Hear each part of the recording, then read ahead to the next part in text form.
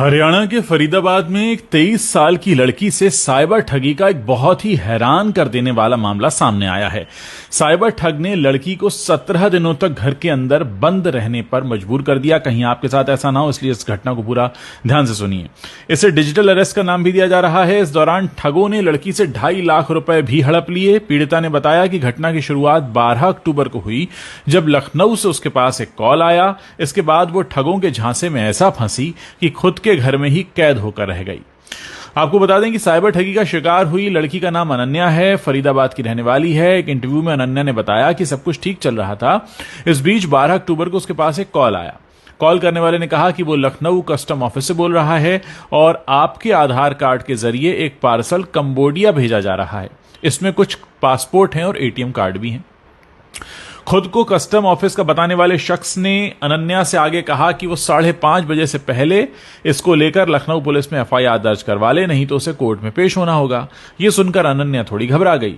वो अपनी मां को बताने के लिए जा ही रही थी कि सामने वाले ने कॉल को कथित पुलिस अधिकारी से कनेक्ट कर दिया। इस पर अनन्या उससे बात करने लगी। अब अनन्या बताती है कि जब मैंने उस कथित पुलिस अधिकारी से बात की तो उसने कहा कि एफआईआर के लिए मुझे वीडियो कॉल पर आना होगा, क्योंकि डिजिटल एफआईआर कैमरे पर ही होती है। इस पर मैंने स्काइप ऐप ज्वाइन किया और कैमरे के सामने बैठ गई। सामने पुलिस की वर्दी पहने कुछ लोग खड़े थे और थाने जैसा ही बैकग्राउंड भी बना हुआ था। इसके बाद पुलिस अधिकारी ने आधार कार्ड और बैंक डिटेल्स वगैरह चेक करने की बात कही। फिर कुछ देर बाद उसने कहा कि आपके यानी अनन्या के खिलाफ तो पहले से ही एक एफआईआर दर्ज है और अरेस्ट वारंट भी जारी हो चुका है। उसने बैंक के अधिकारी का नाम लेते हुए कहा कि आप उससे एसोसिएटेड हैं और उसके खिलाफ ह्यूमन ट्रैफिकिंग जैसे गंभीर केस दर्ज हैं। हमारे पास सबूत हैं, गवाह हैं, दोनों मौजूद हैं। यह सब सुनकर अनन्या काफी घबरा गई। इसी बीच वीडियो कॉल पर बात कर रहे कथित पुलिस अधिकारी ने कहा कि अनन्या, आप 1 मिनट रुकिए, हम आपकी बात सीबीआई अधिकारी से कराते हैं। और कुछ देर बाद एक सो कॉल्ड कथित सीबीआई अधिकारी भी लाइन पर आ गया। उसने अनन्या से कहा कि जितनी कीमत का आपके खिलाफ चार्ज है, वो बताया गया था करीब 3 करोड़ 80 लाख का, तो उसका 5% यानी 15 लाख रुपया आपको अभी देना होगा, नहीं तो हमें आपको तुरंत गिरफ्तार करना होगा।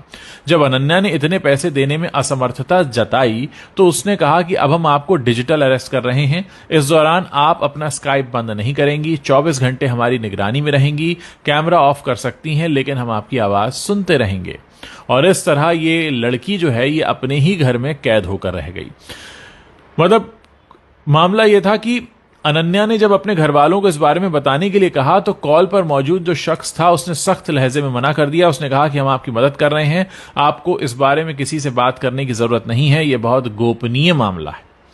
3-4 दिन ये सब चलता रहा। फिर एक दिन कॉल करने वाले शख्स ने कहा कि अनन्या, आपका केस कोर्ट पहुंच गया है, जज से बात हुई, उन्होंने आपका केस प्राथमिकता पर रखा है, जमानत राशि के तौर पर आपको 15 लाख रुपए देने होंगे। जब अनन्या ने कहा कि मेरे पास इतने पैसे नहीं हैं, तो उसने हिंट दिया कि आप अपनी पढ़ाई की फीस से पैसे दे सकती हैं, यानी उनको पता था कि इसके पास फीस के पैसे होंगे। अब इसको लेकर अनन्या का कहना है कि पता नहीं कैसे उन लोगों को ये बात पता चल गई कि मैं पढ़ाई के लिए कनाडा जाने वाली हूं। इसके बाद उन्होंने फ्रॉड बेल का झांसा दिया, तो घबराहट में मैंने 2.5 लाख रुपए उनको ट्रांसफर कर दिए। ये पैसे हॉस्टल की फीस और पढ़ाई के लिए रखे गए थे। बाद में जब और प्रेशर आया तो ये कहा गया कि अपने पापा के क्रेडिट कार्ड से पैसे भेजो, दोस्तों से मांगो, कहीं और से भेजो, लेकिन मैं टालम टोल करके किसी तरह उनकी बात काटती रही। इस सब में हफ्ते भर से ज्यादा का समय कट गया। इस दौरान अनन्या अपने घर के कमरे में एक तरह से डिजिटल अरेस्ट रही, वो भी घर वालों से छुपकर, क्योंकि जब वीडियो कॉल करने वालों को पैसे नहीं मिले तो उन्होंने 17 दिन बाद ये कहा कि अब आप फ्री हैं, आपको डिजिटल अरेस्ट से आजाद किया जाता है। अब सवाल ये कि लड़की ने इतना दिमाग क्यों नहीं चलाया और उसने अपने घर वालों को बताया क्या? अनन्या की जो मां है उसने ये कहा है कि पिछले कुछ दिनों से मेरी बेटी लैपटॉप 24 घंटे अपने साथ लेकर चलती थी, खाते पीते सोते जागते हर जगह वो ऑनलाइन रहती थी। हमें नहीं पता था कि उस पर निगरानी रखी जा रही है। डर के मारे वो ऐसा कर रही है, हमें बिल्कुल अंदाजा नहीं था। और पहले हमें लगा कि आईटी का बच्चा है, शायद काम कर रहा होगा, मगर हद से ज्यादा ऑनलाइन रहने और वो भी वीडियो पर ऑनलाइन रहने को लेकर हमें शक भी हुआ। फिर 17 दिन बाद मालूम हुआ कि अनन्या साइबर ठगी का शिकार हो गई है। अनन्या की मां कहती हैं कि दोषियों पर कड़ी कार्रवाई होनी चाहिए। जिस तरह मेरी बच्ची मेंटली टॉर्चर हुई है, किसी और का बच्चा ना हो। फिलहाल पुलिस ने केस दर्ज करके जांच शुरू कर दी है। दोस्तों, ये अपनी तरह का अनोखा मामला है जिसमें डिजिटल अरेस्ट किसी को किया गया।